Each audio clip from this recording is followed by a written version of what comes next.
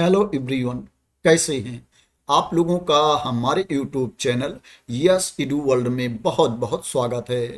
दोस्तों, आज मैं आप लोगों के लिए एक बहुत ही अच्छी वैकेंसी की इंफॉर्मेशन लेकर के आया हूं। परमानेंट पोस्ट है, परमानेंट गवर्नमेंट जॉब है। जो लोग सरकारी नौकरी करना चाहते हैं उनके लिए बहुत ही अच्छा मौका है। Reserve bank of India RBI के अंतर्गत भर्ती निकली है। आरबीआई के बारे में, भारतीय रिजर्व बैंक के बारे में आप लोग ऑलरेडी जानते होंगे। जो पोस्ट है ऑफिस अटेंडेंट की पोस्ट है। नंबर ऑफ पोस्ट की बात करें तो 572 है। जो टोटल वैकेंसीज है 572 है, जिसके लिए एप्लीकेशन इनवाइट किया गया है। इसमें सिंगल एग्जाम के बेसिस पर, सिंगल रिटन टेस्ट के बेसिस पर आपका सिलेक्शन किया जाएगा। इसमें लैंग्वेज प्रोफिशिएंसी टेस्ट भी होगा, लेकिन language proficiency test qualifying in nature है, उसको ओनली आपको पास करना पड़ेगा। जो मेरिट लिस्ट तैयार की जाएगी, रिटन टेस्ट के बेसिस पर मेरिट लिस्ट तैयार की जाएगी और कैंडिडेट का सिलेक्शन किया जाएगा। बात करें इसमें एप्लीकेशन की लास्ट डेट क्या है, तो दोस्तों 4 फरवरी 2026 एप्लीकेशन की लास्ट डेट है। एप्लीकेशन स्टार्ट हो गया है। जो एप्लीकेशन स्टार्ट है 15 जनवरी 2026 से एप्लीकेशन स्टार्ट है। ऑनलाइन टेस्ट के डेट के बारे में भी इंफॉर्मेशन दे दी गई है। 28 फरवरी 2026 और 1 मार्च 2026 को ऑनलाइन टेस्ट होगा। अगर डेट में बदलाव होता है तो उसके बारे में आप लोगों को बाद में इंफॉर्मेशन दे दी जाएगी। अभी क्या है, डेट बता दी गई है कि इस डेट में परीक्षा होगी। बात करें इसके लिए आपके पास क्वालिफिकेशन क्या होना चाहिए, तो दोस्तों आपको 10वीं पास होना चाहिए। 10th की सर्टिफिकेट आपके पास होनी चाहिए। एज लिमिट की बात करें तो दोस्तों इसमें अप्लाई करने के लिए जो मिनिमम एज है 18 ईयर्स है, न्यूनतम उम्र सीमा 18 साल है और जो अधिकतम उम्र सीमा है 25 ईयर्स है। 25 वर्ष तक के कैंडिडेट इसमें अप्लाई कर सकते हैं, जिनको एज लिमिट में छूट नहीं मिलती है। जिनको छूट मिलती है उनको रूल के अकॉर्डिंग छूट भी मिलेगी। जो एज की गणना की जाएगी 1 जनवरी 2026 को एज की गणना की जाएगी। मैं बता देता हूं किसको कितनी छूट मिलेगी एज लिमिट में। जो एससी कैटेगरी के कैंडिडेट हैं, एसटी कैटेगरी के कैंडिडेट हैं, उनको अधिकतम उम्र सीमा में 5 साल की छूट दी जाएगी। और जो ओबीसी कैटेगरी के कैंडिडेट हैं उनको अधिकतम उम्र सीमा में 3 साल की छूट दी जाएगी। और जो पीडब्ल्यूबीडी कैटेगरी के कैंडिडेट हैं, अनरिजर्व कैटेगरी में आते हैं, जनरल कैटेगरी के कैंडिडेट हैं, ईडब्ल्यूएस कैटेगरी के कैंडिडेट हैं, उनको अधिकतम उम्र सीमा में 10 साल की छूट दी जाएगी।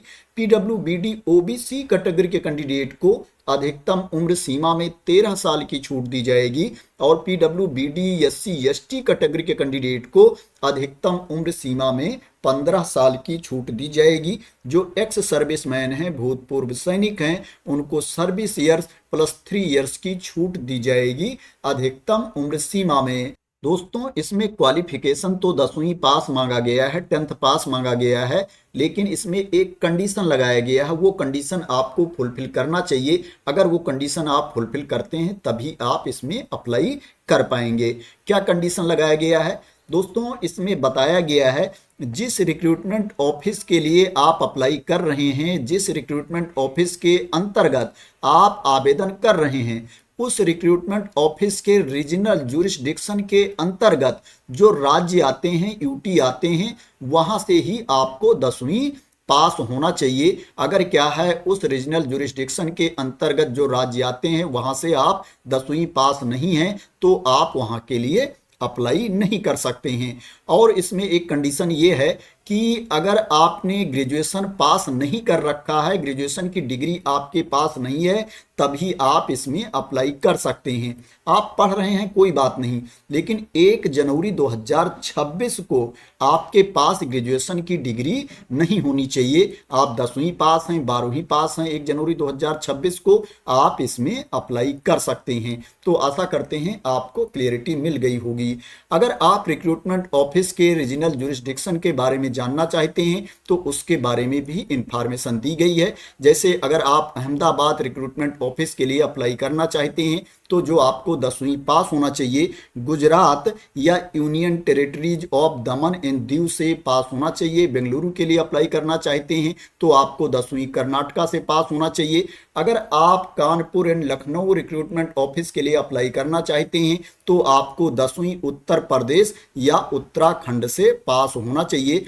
इसी तरह से यहाँ पर इंफॉर्मेशन दी गई है ऑफिस वाइज, इसको आप लोग देख लेना अप्लाई करने से पहले।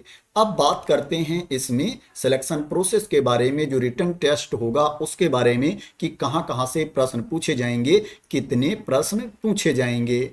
दोस्तों इसमें जो रिटन टेस्ट होगा उसमें टोटल 120 क्वेश्चंस पूछे जाएंगे, 120 प्रश्न पूछे जाएंगे और उसके लिए जो अंक निर्धारित है 120 अंक निर्धारित है। एक प्रश्न एक अंक का होगा। जो आपको टाइम दिया जाएगा 90 मिनट्स का टाइम दिया जाएगा, 1.5 घंटे का ये टेस्ट होगा। इसमें रीजनिंग से 30 क्वेश्चंस पूछे जाएंगे, जनरल इंग्लिश से 30 क्वेश्चंस पूछे जाएंगे, जनरल अवेयरनेस से 30 क्वेश्चंस पूछे जाएंगे और न्यूमेरिकल एबिलिटी से 30 क्वेश्चंस पूछे जाएंगे। 30 प्रश्न पूछे जाएंगे, टोटल 120 प्रश्न पूछे जाएंगे इस परीक्षा में।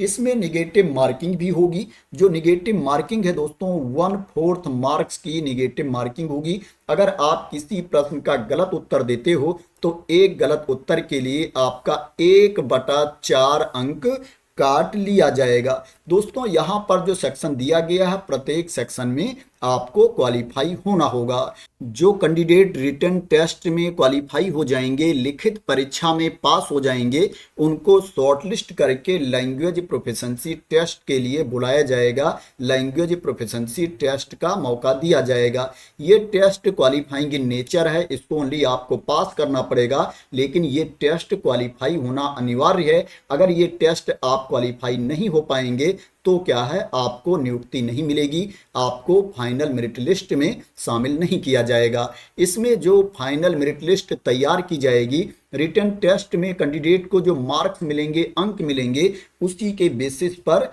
मेरिट लिस्ट तैयार की जाएगी और कैंडिडेट का सिलेक्शन किया जाएगा। किस राज्य का क्या लोकल लैंग्वेज है उसके बारे में भी इंफॉर्मेशन दी गई है। इसी पीडीएफ में आप नीचे आएंगे तो यहाँ पर देख सकते हैं recruitment office wise local language के बारे में जानकारी दी गई है। आप देख सकते हैं कि आपको ये लैंग्वेज आती है कि नहीं आती है, उसके बेसिस पर आप लोग अप्लाई कर सकते हैं और आगे की तैयारी कर सकते हैं। इसमें आपको फीस भी पे करनी पड़ेगी। मैं बता देता हूँ किसको कितनी फीस पे करनी पड़ेगी। जो जनरल कैटेगरी के कैंडिडेट हैं, ओबीसी कैटेगरी के कैंडिडेट हैं, ईडब्ल्यूएस कैटेगरी के कैंडिडेट हैं, उनको 450 रुपये प्लस जीएसटी देना पड़ेगा। 450 रुपीज प्लस जीएसटी पे करना पड़ेगा। जो एससी कैटेगरी के कैंडिडेट हैं, एसटी कैटेगरी के कैंडिडेट हैं, पीडब्ल्यूबीडी कैटेगरी के कैंडिडेट हैं, एक्स सर्विसमैन हैं, उनको 50 रुपये प्लस जीएसटी देना पड़ेगा। 50 रुपीज प्लस जीएसटी पे करना पड़ेगा। और ये जो फीस आपको पे करना है ऑनलाइन मोड में फीस की पेमेंट करनी है। दोस्तों जो आपका रिटन टेस्ट होगा, लिखित परीक्षा होगी, वो भी ऑनलाइन मोड में होगी। उसमें ऑब्जेक्टिव टाइप के क्वेश्चंस पूछे जाएंगे, बहुविकल्पीय प्रश्न पूछे जाएंगे। शायद इसके बारे में मैंने आप लोगों को नहीं बताया था। अब बात करते हैं दोस्तों इसमें आपको सैलरी कितनी मिलेगी, क्योंकि सबसे ज़्यादा इम्पॉर्टेंट तो वही है, उसी के बेसिस पर कैंडिडेट डिसाइड करते हैं कि अप्लाई करना है कि नहीं करना है। दोस्तों इसमें जो बेसिक पे है 24,250 रुपये है, 24,250 रुपीज बेसिक पे है। इसमें अदर अलाउंसेज भी जुड़ेंगे, अदर भत्ते भी जुड़ेंगे, तो आपकी सैलरी ज़्यादा हो जाएगी। लगभग सैलरी की बात करें तो 46,029 रुपये पर मंथ आपको सैलरी मिलेगी। 46,029 रुपीज पर मंथ इसमें आपको सैलरी मिलेगी। और इसमें आवास भी दिया जाएगा, रहने की सुविधा भी दी जाएगी बैंक के तरफ से। ऐसे कैंडिडेट जो बैंक के द्वारा दिए गए आवास में नहीं रहते हैं, बैंक के द्वारा जो अकोमोडेशन दिया जाता है उसको नहीं लेते हैं, उनको 15% ऑफ पे हाउस रेंट अलाउंसेज के रूप में दिया जाएगा, उनको एचआरए दिया जाएगा 15% ऑफ पे अगर वो अकोमोडेशन नहीं लेते हैं। तो दोस्तों कितना अच्छा मौका है, सिंगल एग्जाम के बेसिस पर सरकारी नौकरी मिल रही है, परमानेंट गवर्नमेंट जॉब मिल रही है, 10वीं के बेसिस पर 10th के क्वालिफिकेशन के बेसिस पर 46,000 रुपीज के आसपास सैलरी मिल रही है, भारतीय रिजर्व बैंक में काम करने का मौका मिल रहा है। दोस्तों अगर आप लोग एलिजिबल हैं तो इसमें अप्लाई करने से ना चूकें, इतना अच्छा मौका जल्दी नहीं मिलता है। बात करें आपको कहां पर जा करके अप्लाई करना है, अप्लाई करने का लिंक कौन सा है, तो दोस्तों ये अप्लाई करने का लिंक है। इस लिंक पर आकर के आपको रजिस्ट्रेशन करना है और ऑनलाइन मोड में अप्लाई करना है। आप देखेंगे ऊपर यहाँ पर लिखा हुआ है click here for new registration, इसके ऊपर आपको क्लिक करना है। जैसे ही इसके ऊपर आप क्लिक करेंगे आपके सामने बेसिक इंफॉर्मेशन फिल करने का ऑप्शन आ जाएगा। जो जो डिटेल्स यहाँ पर मांगी जा रही है सावधानी पूर्वक आपको फिल करना है। उसके बाद सिक्योरिटी कोड यहाँ पर डालना है और सिक्योरिटी कोड डालने के बाद सेव एंड नेक्स्ट पर आपको क्लिक कर देना है। इसी तरह से जितनी भी स्टेप हैं यहाँ पर आपको सावधानी पूर्वक कंप्लीट करना है और पेमेंट करनी है, अपना रजिस्ट्रेशन कंप्लीट कर लेना है, ऑनलाइन मोड में आपको अप्लाई कर देना है। तो दोस्तों भारतीय रिजर्व बैंक के अंतर्गत आरबीआई के अंतर्गत ये वैकेंसी निकली है, जो पोस्ट है ऑफिस अटेंडेंट की पोस्ट है। आशा करते हैं कि आपको इसके बारे में क्लियरिटी मिल गई होगी। दोस्तों अगर इसी तरह की इंपॉर्टेंट अपडेट चाहते हैं, इंफॉर्मेशन चाहते हैं, वैकेंसी की न्यूज चाहते हैं तो आप लोग मेरे इस यूट्यूब चैनल को सब्सक्राइब कर लेना अगर अभी तक सब्सक्राइब ना किया हो। तो थैंक यू सो मच दोस्तों फॉर वॉचिंग।